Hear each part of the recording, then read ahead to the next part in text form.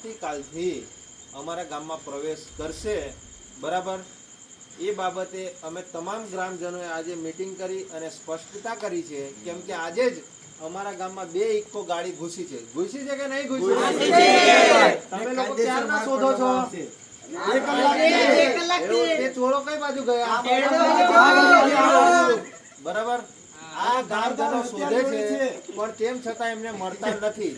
એટલે આવતીકાલથી ચોરો પાસે બી હથિયાર છે ને ગામજનો પાસે બી હથિયાર છે, અને કઈ થયું તો સંપૂર્ણ જવાબદારી ચોરોની રહેશે. એટલે કોઈ પણ ઘટના ઘટશે એની તમામ સંપૂર્ણ જવાબદારી એ ફેરિયાઓની અથવા એ જે પણ કોઈ બહારના વ્યક્તિ હશે એમની રહેશે. એટલે કૃપા કરીને કુંવરપરા બસ સ્ટેશનથી અથવા આજુબાજુમાંથી ગામમાં પ્રવેશ કરવો નહીં. અને આવતીકાલથી અમે અમારા ગામમાં જય આદિવાસી અત્યારે કુંવરપરા ગામમાં 2 ઇકો ગાડી આવી હતી અને એમાંથી 8 થી 10 જણ અહીંયા ગાડી ઉતર્યા છે. ગામના લોકો ક્યારના વાતરા એમને શોધે છે અડધો કલાકથી, પણ એ લોકો આ બાજુ આ કેળોનું ખેતર છે એ બાજુ ભાગી ગયેલા છે તો મળતા નથી.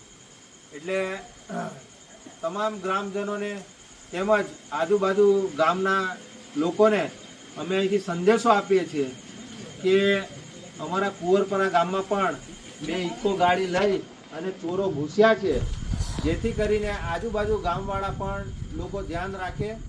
અને આવતીકાલથી કુંવરપરા ગામમાં એક પણ ફેરિયો કે એક પણ લારીવાળો અહીંયા ગાડી ગામમાં પ્રવેશ કરવો નહીં.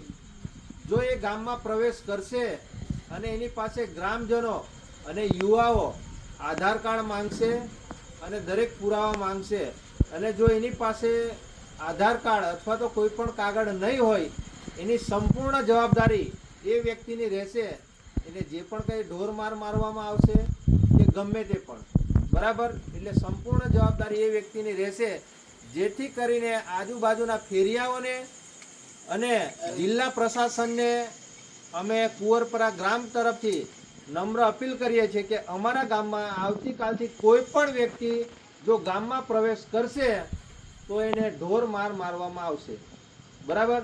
કેમ કે આજુબાજુમાં આજે તિલકવાડા હોય, ડેડિયાપાડા હોય, ગરડેશ્વર હોય કે આજે તરોપા ગામમાં પણ ગઈકાલે ચોરો ઘૂસી ગયા હતા, આજે ધમણાચા ગામમાં ચોરો ઘૂસી ગયા હતા, અને એવી જ ઘટના આજે કુંવરપરામાં પણ થઈ છે.